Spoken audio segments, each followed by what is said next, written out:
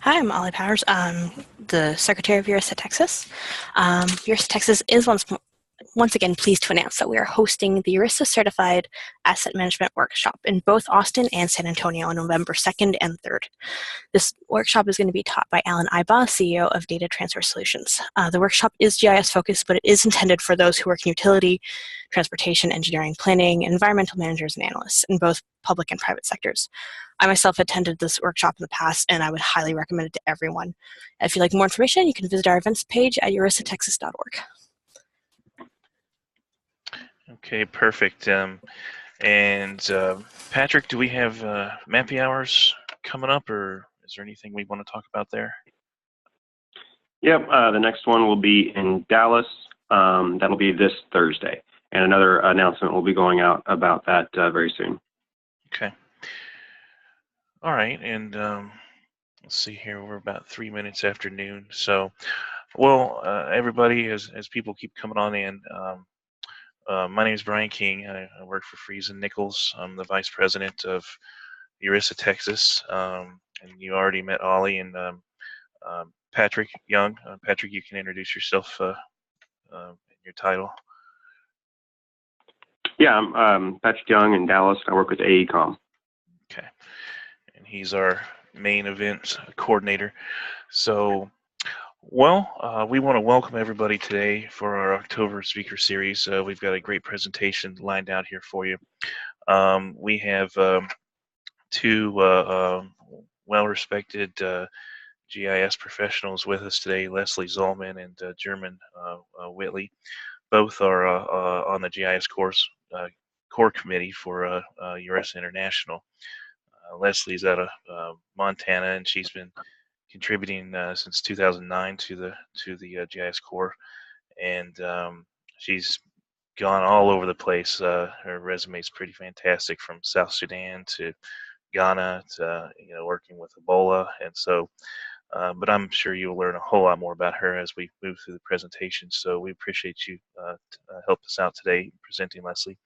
German Whitley is also on the GIS core committee for URISA Texas. And so she's been contributing since 2010. So we appreciate the service from both of you all.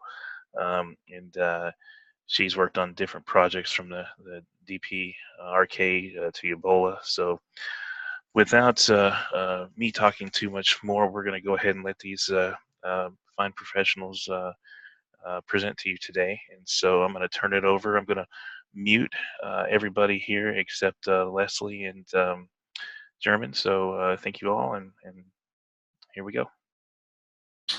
Good morning, everybody, or afternoon, I guess your time. My name's German. Just like the language, get that out of the way. It's a family name. Also on the line is Leslie. You want to say hi, Leslie? Hello, everyone. And as Brian said, we're on the GISCorps core committee. So we're going to talk about our Polio project that happened back in June. And we've got a lot of slides to cover, but we'll be as efficient as possible, so there's plenty of time for questions. Basically, I'm going to go through some background on what GISCorps is and what we do. And then Leslie's going to give a little background on the WHO Polio initiative and how WHO runs these giant vaccination campaigns. And then we'll get deep in the weeds with how GISCorps participated in this project. And hopefully by the end of the presentation, my voice will stop shaking and I won't be so nervous. So let's get going. If you haven't heard of GISCorps, we are an official program of URISA, and our mission is to coordinate short-term volunteer GIS services to communities in need worldwide.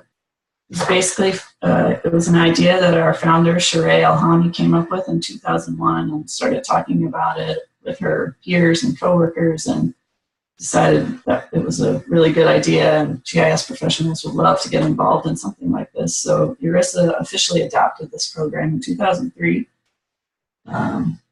And to date, in 14 years, we've run over 200 missions with over 1,400 volunteers with projects in 67 countries. In our database of GIS professionals, we have over 5,000 members. We have a core committee, which we call ourselves, of 7 of us. Alan Ibaugh, who is going to be at your workshop in a few weeks, is one of our core committee members. And then Sheree Elhami, the sort of the godmother of GISCorps, Diane Haley, David Litke, Carol Kramer, and myself and Leslie. And we, as a core committee, we basically we vet all the projects that come into us, and we help send out job announcements and recruit volunteers and interview volunteers so we can find the best match of volunteers to projects. And on the left side of your screen, you'll see a little sidebar, and that's what our website looks like right now. So if you want further information on any of these things, you can go to our website, which is currently being redesigned, but this stand for now. The areas of service that we typically work in are humanitarian relief, disaster response, conservation, micro-lending. You can read them all there. We do a lot of, more recently, we've done a lot of expert crowdsourcing. Our projects typically are short-term. We try to keep them 3 to 6 months and ask volunteers to contribute 5 to 10 hours a week. But some projects, like Patrick can speak to, last years and years. But we try not to burn out anybody, and we want to focus on short-term projects if we can. Right now, we have a lot of disaster response happening with all the hurricanes and the Mexico earthquake. Our projects can be both remote and on-site. We deal with open source imagery or open source software and non-open source software. We have volunteers that are skilled in web maps, data cleansing, training, developers, kind of all across the board. Some of our recent projects, just to give you a quick idea for the disaster response, we responded with Fort Bend County, Texas during Hurricane Harvey to keep an updated AGO road closure map. We've had a lot of volunteers contribute to humanitarian OpenStreetMap mapping for all the hurricanes that are going on and all the response that's going on with those. NAPSG, crowdsourced damage maps, is scouring social media for imagery and placing them on a map. Direct Relief is one of our partners in the Digital Humanitarian Network, and we help them with a imagery assessment of damage to their health centers in Puerto Rico. We participated with Standby Task Force as in a project for FEMA assessing Puerto Rico's road status using oblique photography. Some of our non-disaster things going on, or that have just recently wrapped up, the World Wildlife Fund, support online story maps, Girl Scouts, site optimization so they can better serve the young women in their area. We had a volunteer go on site to Costa Rica and do a forestry needs assessment through the U.S. Forest Service. Do a lot of ArcGIS online development these days with Feeding America. And then that leads us to, of course, why you're here today, the WHO Polio Eradication Project. And I think that is where Leslie is going to take over for a little bit. Okay, we're switching off controls. Okay, so the Global Polio Eradication Initiative is a private-public partnership with 5 core partners, being the World Health Organization, Rotary International, CDC, UNICEF, and the Bill and Melinda Gates Foundation. And their goal is to eradicate polio worldwide. Let's see.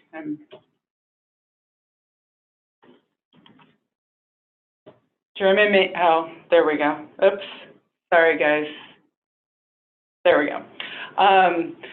So in late May, WHO approached GISCorps about doing a short-term, time-sensitive crowdsourcing project in the Democratic Republic of Congo for the Global Polio Eradication Initiative. At that time, there were 2 separate outbreaks of circulating vaccine-derived poliovirus type 2 that affected 2 provinces in Haut-Lomami and Maniema.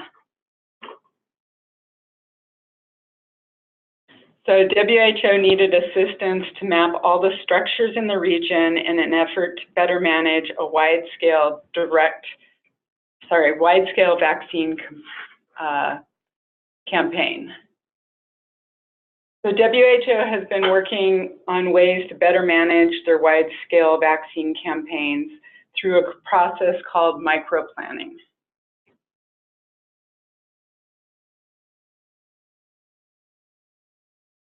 Sorry, I'm still having issues with the slides. German, maybe you can just go to, there we go.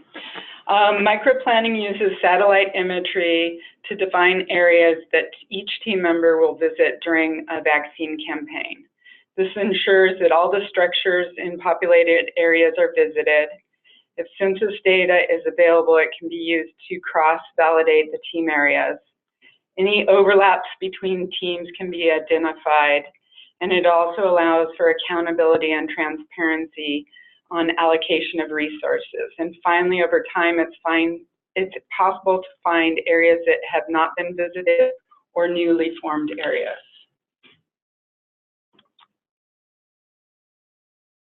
There we go. WHO held workshops in Guinea that worked on converting hand-drawn microplan maps like this one to digitally formatted maps with the aid of higher resolution imagery.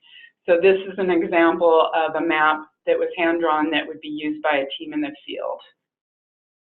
And then this is an example of an updated microplan for the same team using the satellite imagery. So overall, microplanning has 5 different steps. The first is scope, to define the area of extent and the type of campaign. The second is base map, to collect and prepare a base map using satellite imagery. The third is to run workshops where field supervisors identify their team areas. The fourth one is field validation, which is done on a digital microplan boundaries, and quality checks and controls are performed. And then the last one is mainstream, which using the digital microplan boundaries for operating, planning, post-campaign monitoring, and resource allocations. Oops, there we go. During the workshop in Guinea, a few problems were identified. The first was supervisors from the field had a hard time defining team areas based on the paper maps. Only 1 out of 120 team supervisors had copies of their team maps. And finally, the team areas weren't distributed evenly, and some teams had as few as 10 to 20 houses per area. So a new microplan was proposed that would change steps 2 and 3. So the base map would be pre-created with structures and blocks that would be defined using spatial distribution in advance. And then the workshop section, map books would be produced and printed remotely using data from crowdsourcing. So now we'll look at what these changes would require. So the best imagery available was used for the campaign. Then building points were added, and all structures had to be digitized, not just houses, because during the campaigns, teams would visit every structure to make sure no children were present. Then road networks were added to define the block boundaries. The number of digitized structures were then calculated for each block. And then the blocks were aggregated to form numbers of blocks that had similar amount of housing or of structures. And then finally, team boundaries were created from these aggregated blocks. Once the team boundaries were determined with an even distribution of structures, map books would then be printed and given to all team members. Using these suggestions from the Guinea workshop, the DRC microplan was defined as having a scope that would cover the 2 provinces of Hot Lamami and Maniema, And then finally, the base map would be pre-created with structures and blocks that would be defined using spatial distribution in advance. GISCorps volunteers would be used to map all the structures using digital globe imagery, and then the team areas would be defined spatially so they had consistent building counts. For the workshops, the map books would be produced and printed remotely using the crowdsourced data. And then the field validation and map books would be distributed to the field where quality checks and controls would be performed. And finally, the map books and the defined team areas would be used for the wide-scale vaccine campaign. So in all these steps, GISCorps was really focused on step number 2. Now we'll go over some of the microplan steps and show in detail how GISCorps volunteers were involved. So the first step was scope. Oops. Sorry about that. The first step was scope, and the scope was divided into 2 phases. The first phase was in the province of Haut-Lamami, and it went from May 27 to June 12. 241 volunteers were involved in placing over 484,000 points. The next phase was covered June 23 through July 1st and had 120 volunteers with 276,000 points placed. Along with defining the campaign areas, we also had to develop the needed partnerships to complete this microplan. So WHO, CDC, ESRI, and GISCorps all partnered together. WHO did the strategic planning, printed the maps, distributed the maps to the field, and supported field microplans. CDC downloaded the high-resolution imagery and supported staff in the field. ESRI loaded the imagery into an image server and supported software and web app building. And GISCorps recruited volunteers, built web apps, digitized points, and then performed quality control on the building points. So the next phase was base map, and there's a couple steps of this phase. So the first one is to acquire and process the imagery. Like I said, CDC selected and processed the imagery that was donated by Digital Globe.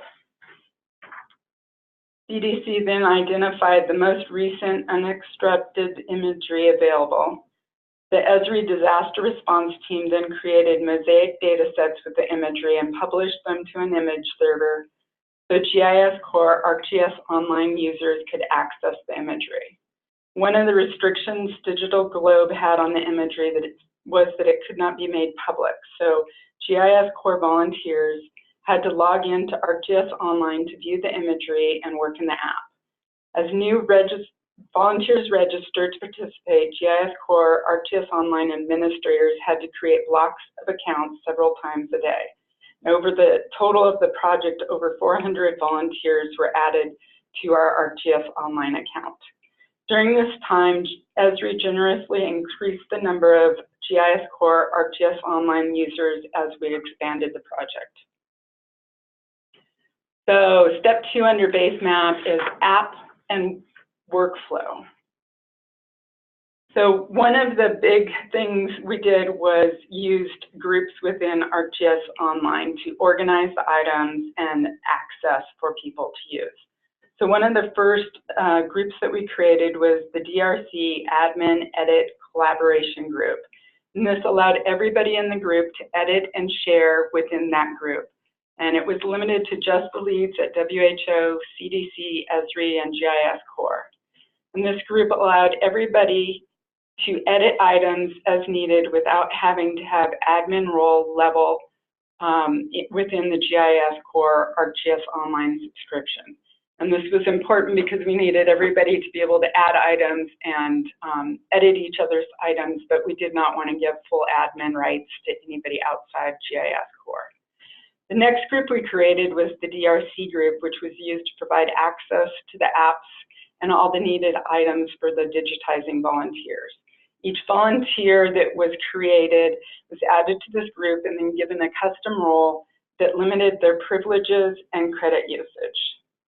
And then as areas were digitized, the DRC validations group was added for volunteers working in validations. This group included the validation app and related items, and a handful of experienced ArcGIS Online DRC digitizers were added to this group, and they were giving a validation role that was a custom role that allowed them to edit volunteers' points, theirs and also anybody else's. And then as the project progressed, our lead GISCorps developer was joined by a few experienced GISCorps volunteers, and the DRC dev test group was added. This group was used as a sandbox for testing apps and working as a team. And then finally, we had the DRC data backups group that was added to organize the data that was backed up. Oops. So as you can see later in this presentation, with such a large, diverse group from all around the world, it was difficult to get communication and everybody knowing what was going on. The splash widget was one of the things that we used for communication, and the app so that the splash widget came up every time. So as the volunteer opened the app, they would be presented. And here's an example of the full splash screen from June 29. There's an announcement at the top, and then there is a statement then following that with links to instructions and also an invitation to our Slack account. So this simple widget seemed to be a very easy way to communicate with our volunteers and post any changes to the app or workflow. And all of our apps were created with Web App Builder, and the goal was to keep the app as simple as possible so the user experience would be self-explanatory. Digitizers could only add points and delete their points. And here's a screenshot from the app in phase 2. A heat map was used to show the areas that had been digitized. At first we showed all the structure points, but as we got too many structure points at the province scale level, we added a heat map. And because it wasn't practical to digitize an entire province, 1 kilometer grids were used to define digitizing areas. During phase 1, land scan along with other population settlement lists were used to make a list of settlements. And then bookmarks were created within the app to direct volunteers to areas. However, using bookmarks was a very labor-intensive job and required the Google, so during phase 1, later in phase 1, the Google spreadsheet was linked to the app and stars were used to identify grids with population. This, though, required volunteers to post in the Slack channel the grid numbers that they had finished so that the Google spreadsheet could be manually updated, which was also taking too much time. So during phase 2, the grids were then overlaid with population data from CDC, and the grids with the populated area were assigned a priority symbol of a blue star, like you can see in this slide. And this workflow worked much better for our volunteers to understand and did not require so much labor on our end. So the next extent, as you zoom in, the heat map drops off and the digitized structure points appear along with the priority grids, which we'll talk about more in the coming slides. And then I think we're ready for the poll.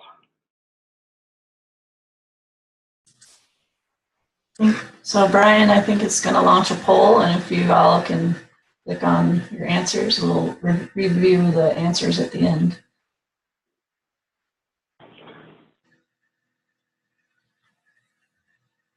Basically, are you a current GISCorps volunteer? And if you are, have you participated in any projects? When did you participate in this project?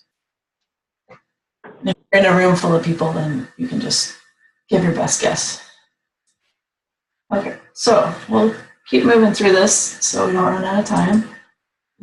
As Leslie said, we've got now, she's led you through acquiring the imagery and setting up the app. So now we're going to move on to recruiting volunteers. We decided, well, this presentation shows that this is all linear and a nice smooth process. It actually was completely chaotic, and we did all these things simultaneously. So phase one, we did our first recruitment on May 27th, which was about a week after we had our first call with WHO. We knew that there was going to be some growing pains, so to speak, and so we wanted to limit the number of volunteers that initially participated to those, excuse me.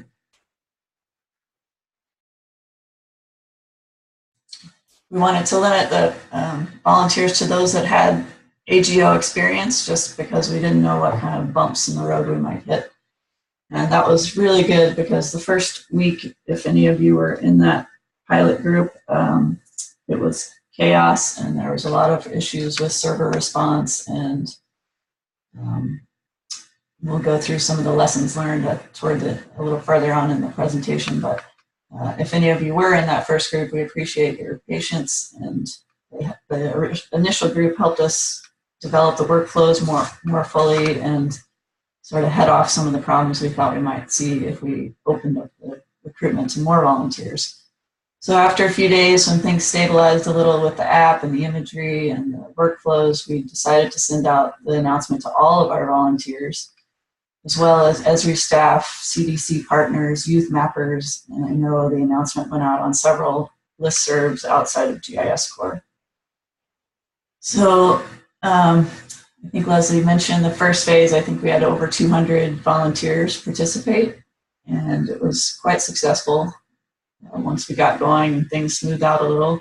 After phase one, we took a break to reorganize and rethink some things that we were still struggling with. And on June 23rd, we did a second phase of recruitment, also to all GISCorps volunteers, to announce the final mapathon from the Manila province.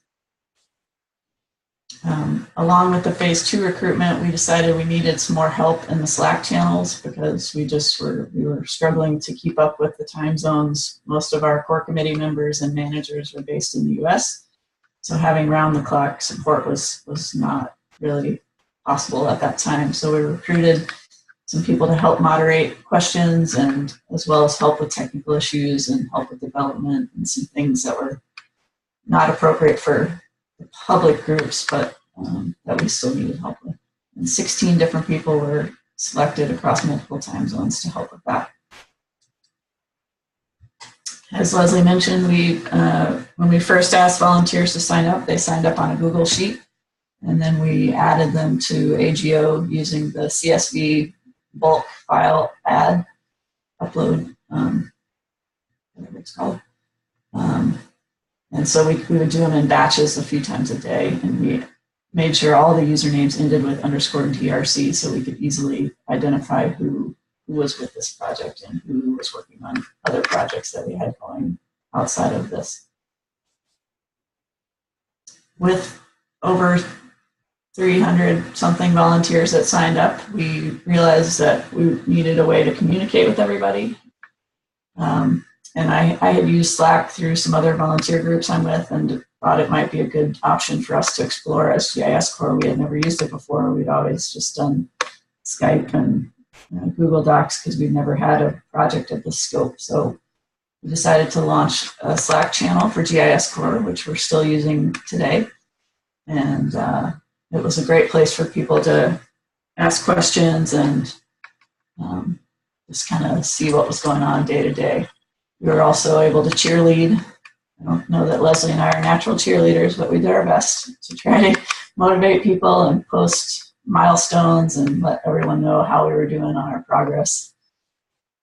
We also had dashboards that Esri created for us. And none of us had really used dashboards before, but they were pretty cool to explore who was digitizing super fast and who our rock stars were and how many structures, and we used those also for cheerleading. And then at the end, we were able to show when we met our goals, and it was pretty cool. Let's see. Leslie went through a lot of these things, so I can go real fast. So I actually have questions.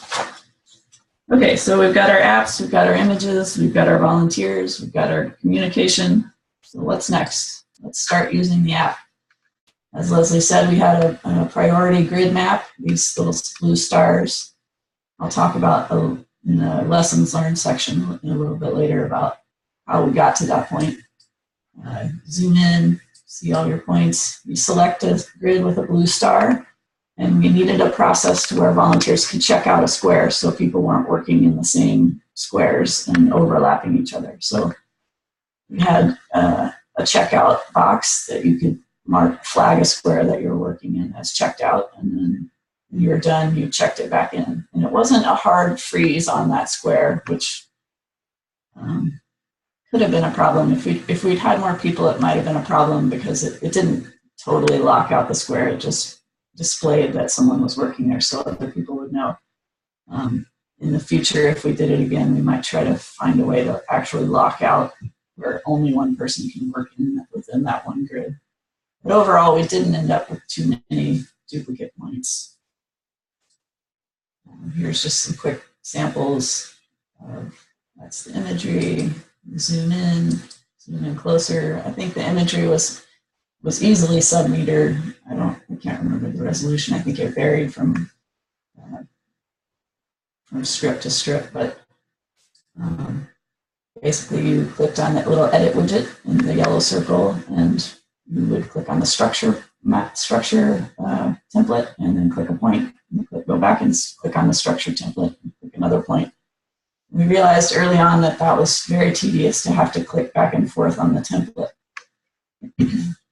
So by the end of we brought that to Esri's attention, and by the end of the project, they came up with a smart editor widget, which allowed you to click on the structure template and then click as many points as you wanted, and then you would end your editing session. So it was much more like editing offline in desktop. And I believe that widget is now available for all to use in Web App Builder. There's just another quick sample of a dense city. See, there's quite a few buildings there. So in this, so when you see those dense areas, one thing we needed to do was figure out how best to validate and make sure we weren't missing big swaths of points.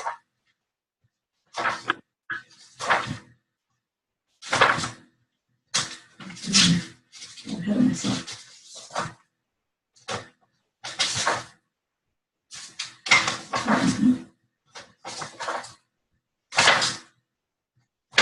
So because digitizers could only edit their own points and move their own points, we needed validation the validators needed a special permission to get, so they can move other points and then add more points. And we had, like Leslie mentioned, we had a separate AGO group for validators with special, and those people were elevated in their permissions. So the validation app looked a lot like the basic digitizing app. As soon as a user marked the tile as completed in the digitizing app, it showed up in the validation app as ready to validate. So the same process, you would check out a square, you would go in and add any missing structures or delete any duplicates. We focused on sort of high-level validation. We weren't going to go into every single square and look at everything, but we wanted to make sure to hit as many missed buildings as we could or any super egregious errors. By the end, all the validations were completed, and that happened overnight while we were sleeping, and it was pretty awesome to wake up to having a complete project at the end of phase 2. This is the final dashboard from Manima province with over 270,000 structures. And then at the end of the mapathon, we closed the app and took it offline. So a lot of people started getting this error when they tried to log in, and were a little confused on why we ended it, but we had already finished everything, so we did close it out and made announcements to everyone. So lessons learned, I'll try to pick it up a little. One of our main problems at the beginning that was we learned right off the bat was we didn't have any way to focus people on villages and settlements. It was just sort of like, here's the imagery, go find a village. And so people were panning around, and it was building these huge image caches and slowing everything down. And so that was pretty frustrating for a lot of people. So our second attempt was to use the bookmark widget to highlight settlements from the Humanitarian Data Exchange settlement name database. But that was also incredibly tedious to update because you had to do each one individually. So every village you had to add a bookmark. And then when a bookmark was complete, you had to rely on someone to tell you that it was done. So then we set up a Google Sheet that was dynamically linked to the settlement status. And that was a big help because all those villages were in one spot, and you had a drop-down tab on the Google Sheet that flagged whether the status was complete or not complete. But it still did require people to sort of browse around and see if the villages were complete or not, or reported in Slack. So when we took our break between phase 1 and phase 2, we restructured everything and included that status in the priority grid layer. So when people checked out squares, they could go straight to the blue stars and find any grid that had structures in it and immediately start working without hitting a bunch of blank squares that were only jungle. Let's see. The available imagery, the first phase, again, we started really fast and we're trying to get going because we knew we were time limited on when they were trying to have the vaccination campaign on the ground. So we started with just partial imagery and kept adding to it as we went along. And that resulted in predictable chaos because people were having to go back over areas all the time that had already been looked at. So for the second phase, we decided to just wait and hold off on everything until we had all the imagery available from Manima province. We talked a little bit already about the edit widget and how it didn't allow continuous editing, but then Esri developed the smart editor widget, which was super handy. It would have been great to have that from the beginning, but we'll have it next time. We used dashboards for cheerleading. For some reason at the beginning, they weren't really responding properly. We don't really know I forget what was going on with that, but Esri tweaked some knobs and buttons on the backside, and by the end we were able to use those to cheerlead everybody and highlight the top digitizers. Management communication, again, we used to always just use Skype and GDocs, and so we started using Slack, and it was a really good solution for us for this project with that number of volunteers. One problem with it was that a lot of people didn't sign up for Slack, so if they weren't paying attention to their email, or if they didn't read the splash screen, sometimes they wouldn't know about updates, and I think some people got frustrated with that. I'm not sure the best solution to that, given 300 people working at the same time, but I feel like overall we did the best we could do. We would post updates in the Slack, in the email, and in the instructions document, as well as Slack and in the splash screen. So hopefully nobody left the project because of that. Map books. I think this is really... Okay, back to me again. So the third phase is the workshops.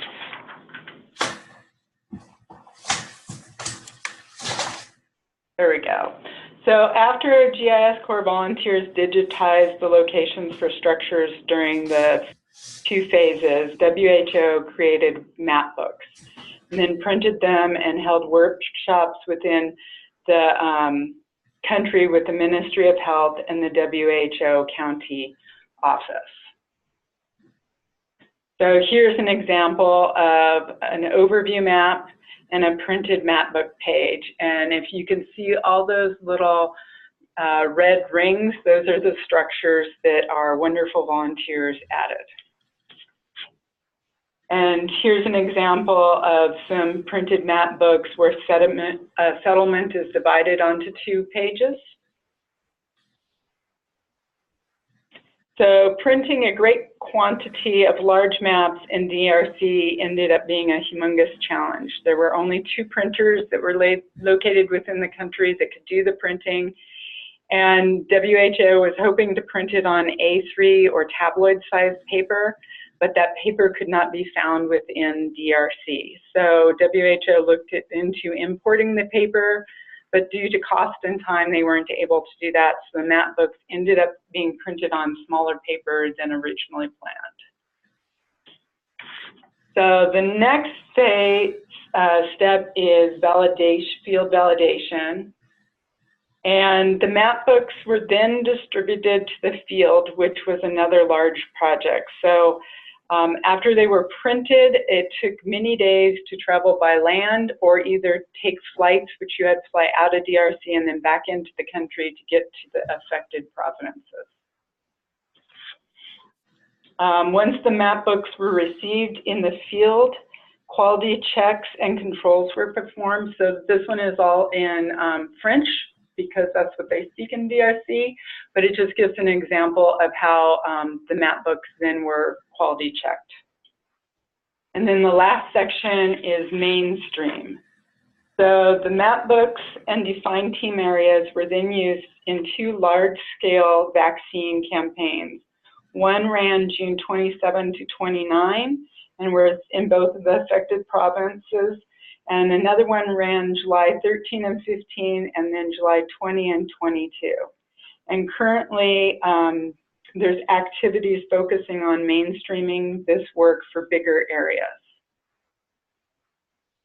And this kind of just gives a summary of the 2 phases. So during phase 1, over 484,000 structures were identified with 241 users from 20 countries, and over 5,000 maps were generated.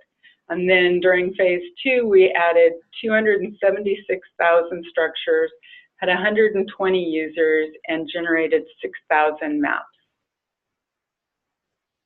And then it's back to you, German.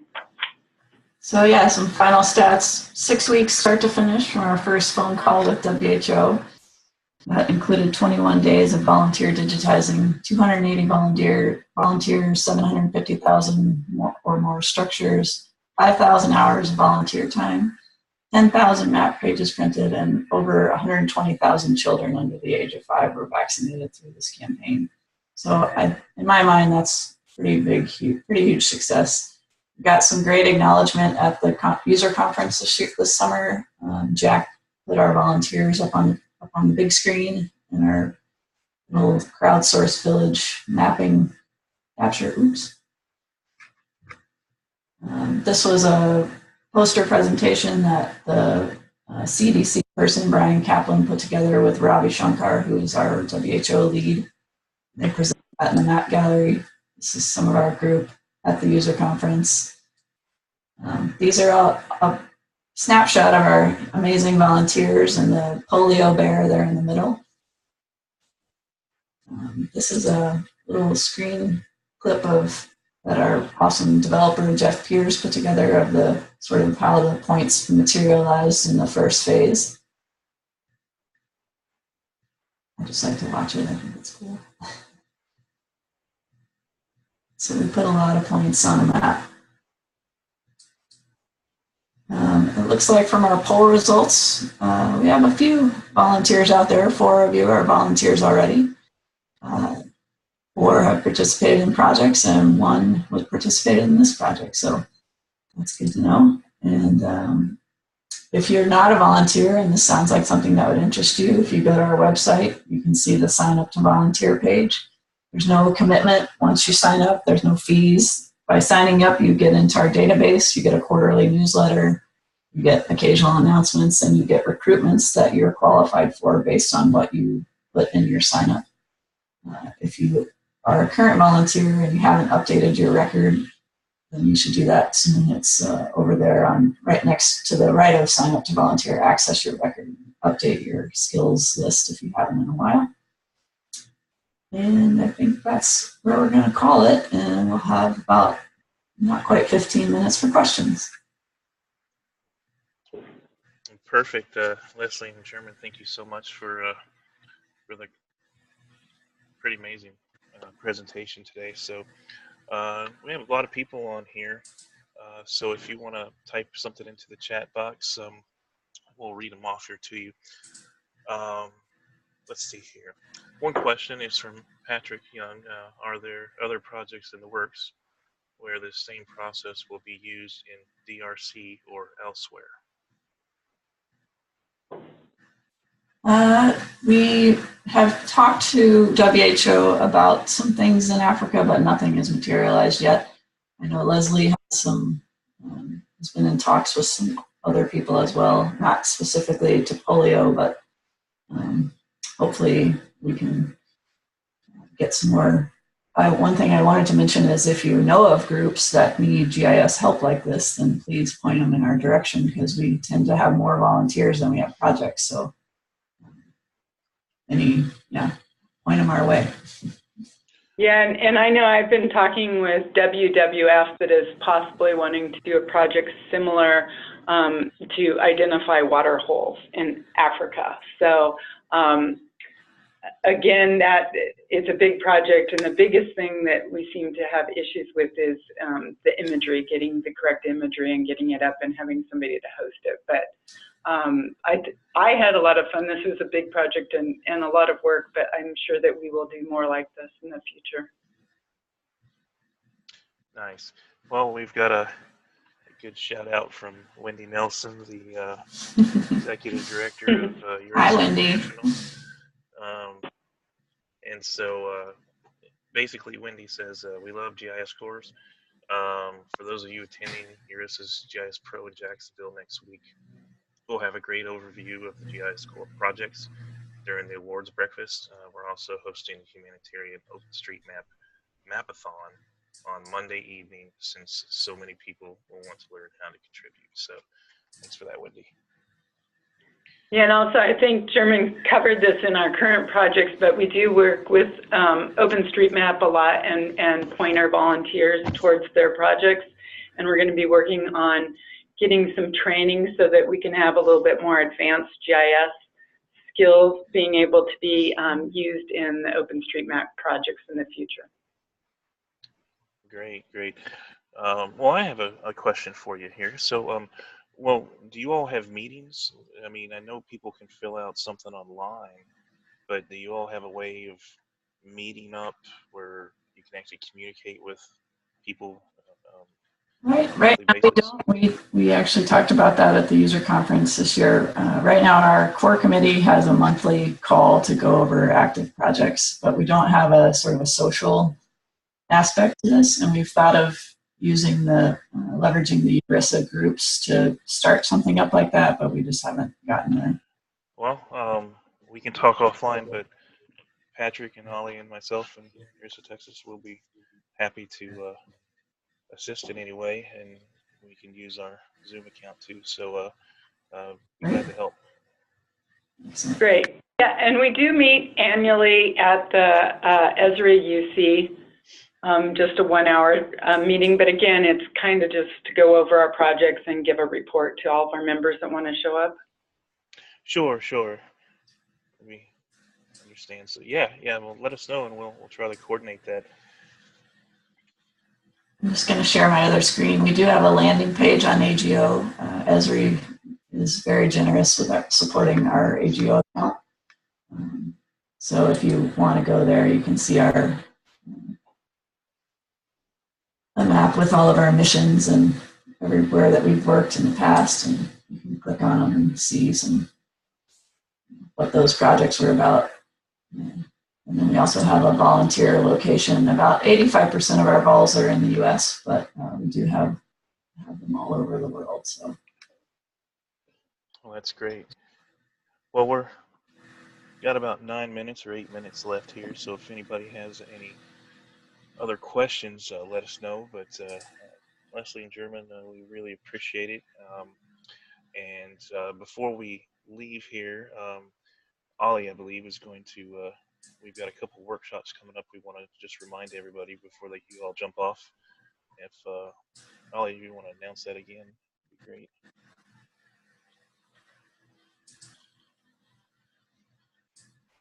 Well, she's might have stepped out for a second here, so I can do it here. So, Patrick, we have some Mappy hours. We have one going on next week, I believe. Oh, there you go. Ollie, are you there? There we go. There Can we you hear me go. now? Yeah, sorry. Okay. Sorry, I had unmuted I'm that. talking and my coworker's telling me he can't hear me. There we go. Here's Ollie. All right. So, ERISA Texas is once more going to host the ERISA Certified Asset Management Workshop in both Austin and San Antonio on November 2nd and 3rd. Again, this workshop is being taught by Alan Iba, CEO of Data Transfer Solutions. The workshop is GIS focused, but it's intended for everyone who works in utility, transportation, engineering, planning, and environmental managers and analysts in both public and private sectors. I myself have taken this workshop in the past, and I would recommend it to everyone. For more information, you can visit our events page at erisatexas.org. Perfect. And we have a Mappy Hour that's going to be starting.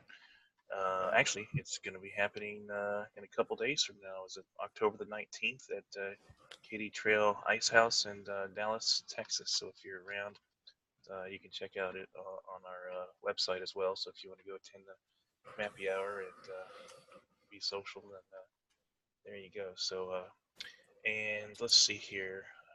That I think is about it, really. So Leslie and German, we really appreciate Are we going to announce the members meeting? Oh, go ahead. So on October 31st at noon, we are going to host a ERISA Texas members meeting for those who wish to attend. We're just going to discuss what we're doing with ERISA Texas lately, what we've done through this year, what our plans are. And if anybody who's attending has questions, that's the time to ask them. We want to get to know our membership. We'd love to get more volunteers on board. So we'll be sending out an announcement for that this week sometime, and we hope as many of you guys can attend as possible. Absolutely, yeah. This is a way for us to just communicate and hear from everybody. If you want to get involved and volunteer, this is the meeting to attend. So it's October 31st from noon till 1 and Central Time. So, and you don't have to live in Texas to volunteer. So, at any rate, if you want to help on out. So, but we appreciate it, Leslie and German, and so we will see you all next month for the SAM Speaker Series. Thanks, everybody. Thank you all. Thanks a lot, guys.